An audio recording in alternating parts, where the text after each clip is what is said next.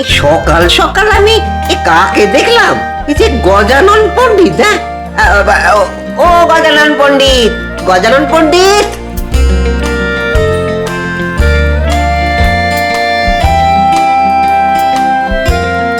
বলি এতদিন কোথায় ছিলে গো? জাহান্নামে।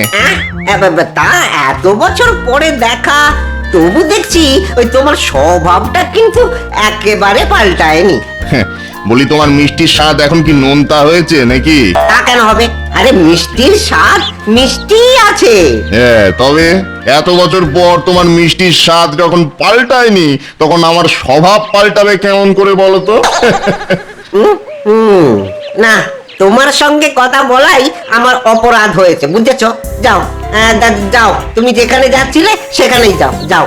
যাবো বলে যাচ্ছি না ভাই, থাকবো বলে যাচ্ছি। আজ থেকে আমি কৃষ্ণনগরেই থাকবো। ঘরের ছেলে ঘরে ফিরে এসেছে, বুঝলে?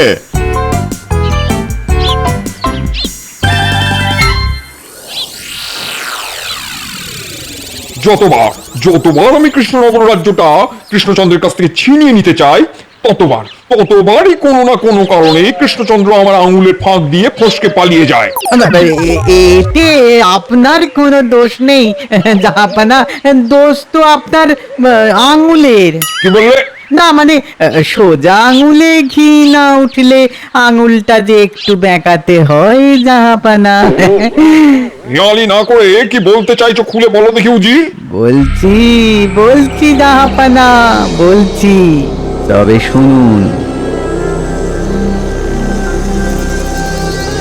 এতে কাজ হবে বলছো? হবে হবে হবে, 100 বার হবে। আমি তবে আদি কৃষ্ণচন্দ্রের মন্ত্রীকে একবার ডেকে পাঠাচ্ছি। হ্যাঁ, মন্ত্রী আমাদের সাহায্য করলে আমরা জিতবো জাহাপানা। না, শুধু ওই মরকট মন্ত্রীর ভরসায় থাকলে হবে না উজি। কৃষ্ণচন্দ্রের মন্ত্রী হলো ফুটো নৌকো, বেটা নিজেও ডুববে আর সঙ্গে আমাদেরও ডোবাবে। তুমি বরং এমন কোন মানুষের সন্ধান করো যে পেছন থেকে এই কাজটা করবে। জাহাপানা, একটু আগেই দেখলাম ওই গজানন পণ্ডিত ওই কৃষ্ণনগরে আবার ফিরে এসেছে। হ্যাঁ, বলো কি? এ তো মেঘ না চাইতে জল। উজির, মন্ত্রীর সঙ্গে সঙ্গে গজানন পণ্ডিতকে ডেকে পাঠাও। এবার দেখি কৃষ্ণচন্দ্র আমার হাত ফসকে কি করে পালায়।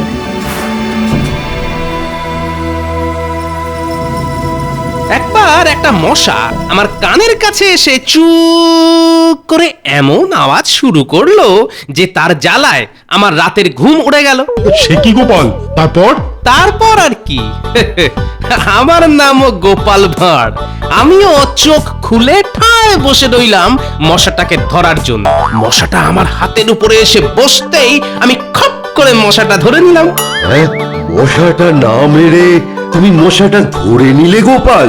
হ্যাঁ, নিলাম। তারপর একটা সরু সুতো দিয়ে মশার হাত পা আচ্ছা করে বাঁধলাম, যাতে মশাটা উড়ে পালাতে না পারে। তুমি মশাটা ধরে তার হাত পাও বাঁধলে? তারপর কি হলো? তারপর আমি মশাটাকে আমার বিছানায় আমার বালিশে মাথা দিয়ে শুয়ে দিলাম। কিছুক্ষণ পর যেই মশাটা ঘুমোবে বলে চোখ বন্ধ করছে, অমনি আমি মশার কানের কাছে চু করে আওয়াজ করা শুরু করলাম। মশাটা আমাকে ঘুমোতে দেয়নি, তাই আমিও মশাকে সারা রাত ঘুমোতে দিইনি। উরি বাবা রে, আস্তে আস্তে আমার পেটে খিল ধরে গেল। ও বাবা, এই নাও গোপাল।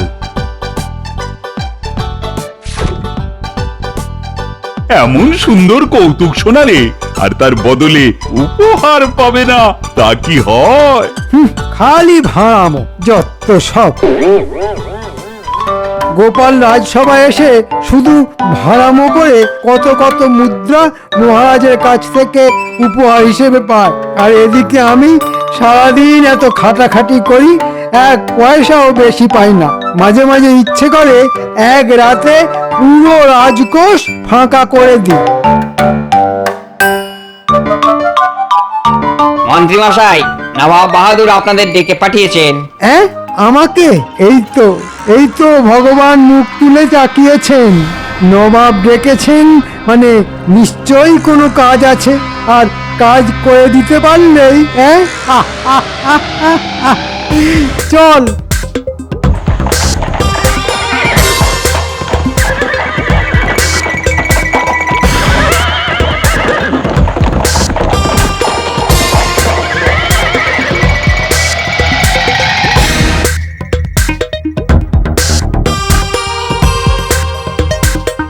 নবাব বাহাদুর আমাকে ডেকে পাঠিয়েছেন। এই তো কৃষ্ণচন্দ্রের মন্ত্রী এসে গেছে, তোমাকে আমার হয়ে একটা কাজ করে দিতে হবে। কাজটা ঠিক করতে পারলে আমি তোমাকে 1000 স্বর্ণ মুদ্রা দেবো। আর না করতে পারলেই গদ্দান, মাথায় থাকে যেন। 1000 স্বর্ণ মুদ্রা? হ্যাঁ নবাব বাহাদুর, আপনার কাজ হয়ে যাবে, শুধু কি করতে হবে সেটাই বলুন। বলছি গজানন পণ্ডিত। কি গজানন পণ্ডিত? ঠিকই দেখেছেন মন্ত্রী মশাই, আমি সেই গজানন পণ্ডিত। নবাব বাহাদুরও আমাকে ডেকে পাঠিয়েছেন এই একই কাজের জন্য, বুঝলেন? গজানন পণ্ডিত তোমাকে বলে দেবে কি কি করতে হবে, বুঝলে?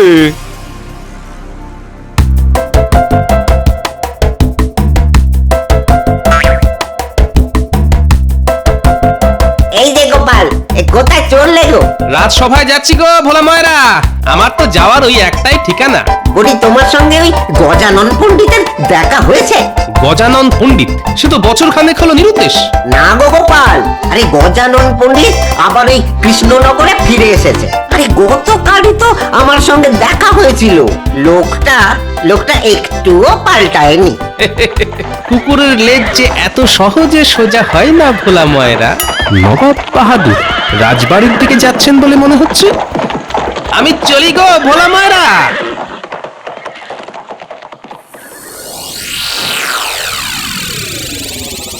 এই যে কৃষ্ণচন্দ্র। নবাব বাহাদুর, আপনি? দেখেছেন জাহাপানা, আপনাকে দেখে কৃষ্ণচন্দ্র মানে আমাদের রাজা কৃষ্ণচন্দ্র কেমন ভূত দেখার মতো চমকে উঠলো। হ্যাঁ হ্যাঁ, ঠিক বলেছেন উজির, আসলে এইরকম সৌভাগ্য মহারাজের যে রোজ রোজ হয় না। ওই এসেই ফলন কাটা শুরু করে দিয়েছে। তুমি চুপ করে নিজের জায়গায় বসো তো গোপাল, একেই দেরি করে এসেছো, তার উপর বেশি মুখ চালিও না। চুপ, সবাই চুপ। নবাব বাহাদুর, আপনি বলুন, হঠাৎ আমাকে কেন মনে পড়লো আপনার? জানতে চাই তুমি এই রাজ্যটা আমাকে দেবে কি না। দুঃখিত নবাব বাহাদুর, আমি এই রাজ্যটা আপনাকে দিতে পারবো না। তাই নাকি? তবে শুধু তোমার কথা আমি শুনবো না, প্রজারা কি চায় আমার সেটাও জানা দরকার।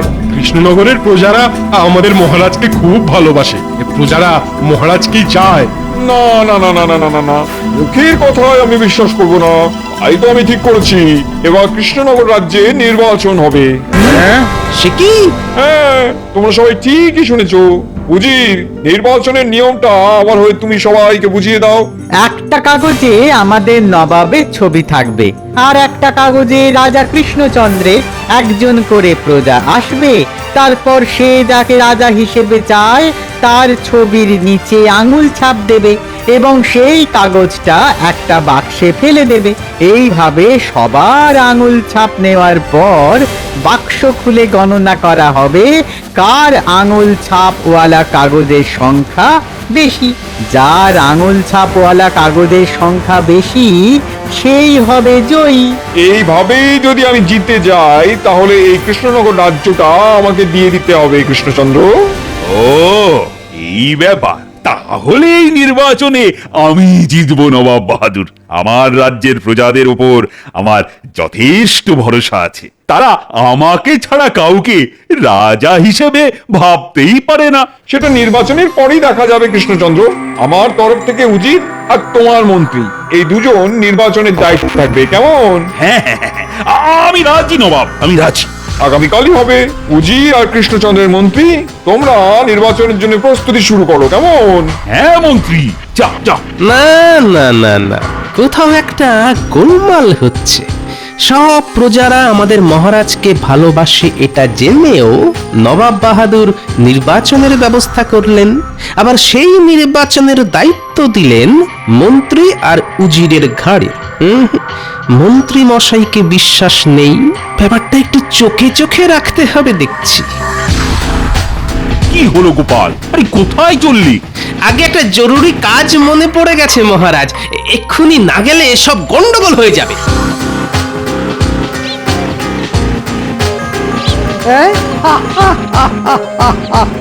চলুন। যেটা আন্দাজ করেছিলাম সেটাই দেখছি সত্যি। শুধু মন্ত্রী আর উজির নয়, গজানন পণ্ডিত কম যায় না। আমরা যেমন যেমন পরিকল্পনা করেছি তেমন তেমনটা করে ফেলতে পারলেই আমাদের নবাব বাহাদুরের জয় নিশ্চিত। আগামীকাল নির্বাচন, মানে গণনা হবে আগামী পরশু। তাই আগামীকাল রাতের মধ্যেই নবাবের ছবির নিচে আমাদের নকল আঙ্গুলের ছাপ দিয়ে ওই বাক্সের মধ্যে ফেলে দিতে হবে। হ্যাঁ, তারপর যখন গণনা হবে তখন দেখা যাবে মহারাজের থেকে নবাব বাহাদুর বেশি আঙুল ছাপ পেয়েছেন।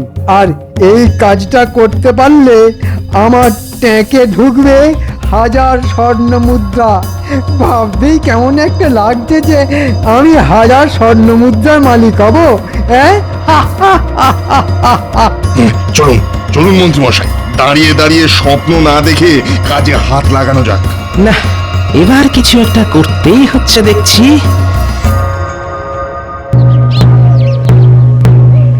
শোনো শোনো শোনো, কৃষ্ণনগরবাসী মন দিয়ে শোনো। আগামীকাল রাজবাড়িতে নির্বাচনের ব্যবস্থা করা হয়েছে। রাজ্যের প্রজাদের সেখানে উপস্থিত হয়ে আঙুলের ছাপ দিয়ে নিজেদের পছন্দের রাজাকে বেছে নিতে হবে।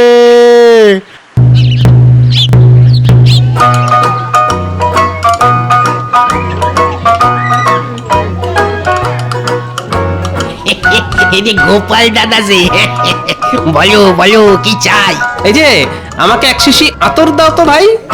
এই যে গোপাল দাদা, এইটা নিয়ে যাও, মাখলে 7 দিনের আগে গন্ধ যাবে না।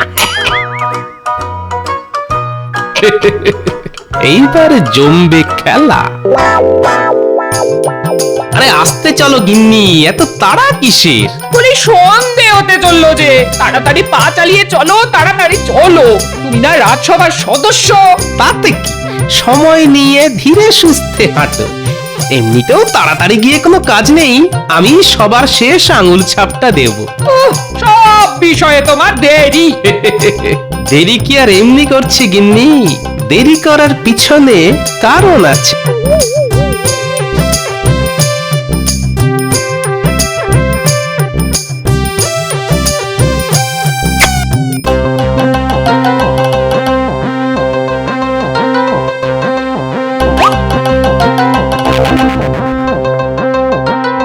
মহারাজ, সবার আঙুল ছাপ দেওয়া শেষ।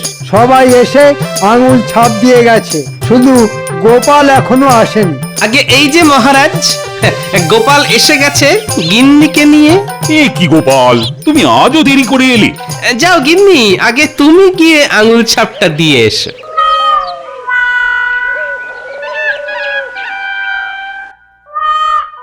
শেষ আঙুল ছাপটা গোপালই দিল জাহাপানা। তাতেও কৃষ্ণচন্দ্র জিততে পারবে না উজির। সে তো গণনার পরেই দেখা যাবে নবাব বাহাদুর। হ্যাঁ, নির্বাচনের কাজ তো শেষ হলো, এবার শুধু গণনার অপেক্ষা।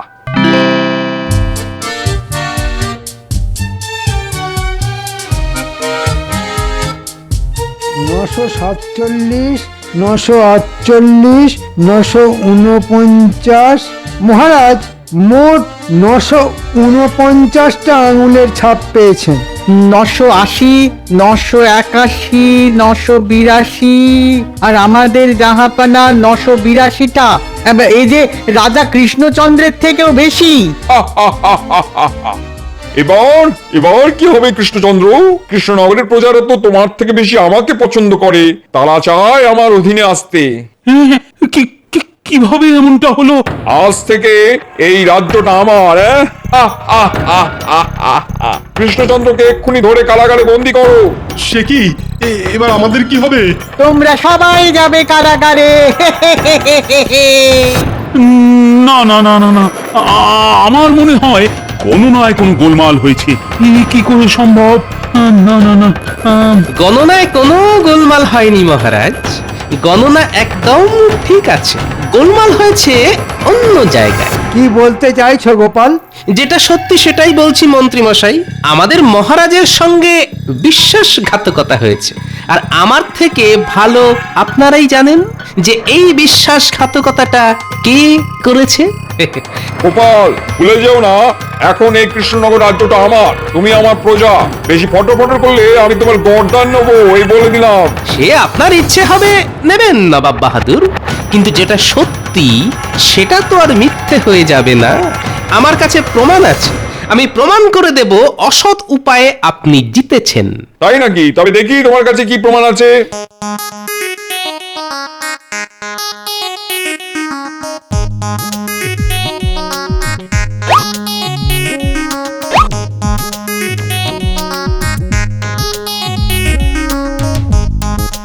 মহারাজ, এই দুটো কাগজের গন্ধ শুকে দেখুন, দেখুন তো কোনো পার্থক্য খুঁজে পান নাকি। নবাবের কাগজে কোনো গন্ধ নেই তো গোপাল, কিন্তু আমার কাগজে আতরের গন্ধ, তাই তো মহারাজ? হ্যাঁ, হবেই তো। নিজের ট্যাকের কড়ি খরচা করে আতর কিনে আমি ওই কালির দোয়াতে মিশিয়েছি মহারাজ, আর রাজ্যের সব প্রজারা এসে ওই আতর মেশানো কালির দোয়াত থেকে কালি দিয়ে আপনাকে আঙুল ছাপ দিয়েছে। তবে নবাবের কাগজে কোনো আতরের গন্ধ নেই যে। থাকবে কি করে? সবার শেষে আঙুল ছাপ দিতে আমি ঢুকেছিলাম যে, তখন আমি বুদ্ধি করে আতর মেশানো দোয়াতটা সরিয়ে অন্য একটা কালির দোয়াত রেখে এসেছি। আর গতকাল রাতে আমাদের মন্ত্রী মশাই আর গজানন পণ্ডিত ওই দোয়াত থেকেই কালি তুলে নবাবকে আঙুল ছাপ দিয়েছে। এই যে পুরো জলের মতো সোজা হিসেব মহারাজ। কি মন্ত্রী তুমি? গোপাল গোপাল বানিয়ে বানিয়ে মিথ্যে কথা বলছে মহারাজ। ওই গোপাল, এখানে দাঁড়িয়ে দাঁড়িয়ে যত সব মন গড়া বানানো গল্প ফাঁদা হচ্ছে। আরো প্রমাণ চাই? বেশ বেশ, রাজসভার সদস্যরা, আপনারা কাকে আঙুল ছাপ দিয়েছেন বলুন বলুন বলুন। মহারাজকে মহারাজকে মহারাজকে হ্যাঁ, এবার সবাই যে যার আঙুল নবাবের নাকের কাছে ধরুন। নবাব বাহাদুর, শুকে দেখুন তো সবার আঙুল থেকে আতরের গন্ধ পাচ্ছেন কিনা। পাচ্ছি, কিন্তু আর কোনো কিন্তু নেই নবাব বাহাদুর। আপনি চাইলে রাজ্যের সমস্ত প্রজাদের আঙুলের গন্ধ শুকে দেখতে পারেন। আতর বিক্রেতা বলেছিল, একবার ওই আতর হাতে লাগলে 7 দিনের আগে গন্ধ যাবে না। না না না, এ আমি বিশ্বাস করি না। আমাদের নবাব বাহাদুর দিতে গেছেন, তাই গোপাল রাজা কৃষ্ণচন্দ্রকে বাঁচাবার জন্য পাগলের প্রলাপ শুরু করেছে। পাগল আমি নই উজির, পাগল তো আপনারা। তাই নবাবকে জেতানোর জন্য সহজ হিসেবেও গোলমাল করে ফেলেছেন। কৃষ্ণনগরের মোট জনসংখ্যা 951 জন, মহারাজকে আঙুল ছাপ দিয়েছে 949 জন, আর নবাবকে দিয়েছে 982 জন। 949 যোগ 982 1931 জন, যোগে কোনো ভুল নেই গোপাল। এই তো, এবার আপনারাই বলুন 951 জন মানুষ কিভাবে 1931টা আঙুল ছাপ দিতে পারে? ঠিক ঠিক, এবার কি বলবেন আপনারা? আর কিছু বলার আছে? সব তো এখন জলের মতন স্পষ্ট। কিন্তু গোপাল, আজ্ঞে মহারাজ, কৃষ্ণনগরের মোট জনসংখ্যা 951 জন, আমি পেলাম 949টা আঙুল ছাপ। তবে বাকি দুটো? আগে ওই দুজন আর কেউ না, ওনারা হলেন আমাদের মন্ত্রী মশাই আর গজানন পণ্ডিত। না মহারাজ, আমি তো আপনার মন্ত্রী, আমি আপনাকেই আঙুলের ছাপ দিয়েছি। তাই নাকি? তবে দেখি দেখি তোমার আঙুল ছুঁকে। মিথ্যে কথা বলার জায়গা পাও না। তুমি যদি আমাকে আঙুলের ছাপ দিতে, তাহলে তোমার হাতেও তো আতরের গন্ধ থাকতো। হ্যাঁ, ক্ষমা করে দিন মহারাজ। গোপাল যেগুলো বলল সেগুলো কি সত্যি মন্ত্রী? না মানে? সত্যি কথা বলো মন্ত্রী, তাতে তোমার শাস্তি কিছুটা হলেও কম হবে। আমি আমি সব ওই 1000 স্বর্ণ মুদ্রার লোভে পড়ে করেছি মহারাজ। নবাব আমাকে 1000 স্বর্ণ মুদ্রা দেবে বলেছিলেন, তার বদলে আমাকে শুধু নকল আঙুলের ছাপ দিয়ে নবাবকে জিতিয়ে দিতে হবে। জাহাপানা জাহাপানা সবই তো ঠিকঠাক চলছিল, মাঝখানে গোপাল এসে সব কেটে দিল। তাই তো দেখছি উজির, আর এখানে দাঁড়িয়ে থেকে কাজ নেই, পালাও। আচ্ছা গোপাল, তুমি এত কিছু হতে চলেছে বুঝলে কি করে? আগে সব চোখ কান খোলা রাখার ফল মহারাজ। সত্যি তুমি না থাকলে যে আজ আমার কি অবস্থাটাই না হতো। তোমাকে আমি পুরস্কার দেব গোপাল, তবে তার আগে মন্ত্রী আর গজানন পণ্ডিতকে আমি এমন শিক্ষা দেব যে ওরা সারা জীবন মনে রাখবে। সেনাপতি, আজ্ঞা করুন মহারাজ। যাও গিয়ে গজানন পণ্ডিতকে ধরে নিয়ে এসো। আর হবে না মহারাজ, ছেড়ে দিন, ছেড়ে দিন। আঙুলের ছাপ নকল করে আমাকে হারাবে ভেবেছিল, এদের রাজ্যের সব জায়গায় ঘুরিয়ে নিয়ে এসো, সবাই দেখুক এদের কালি মাখা মুখ।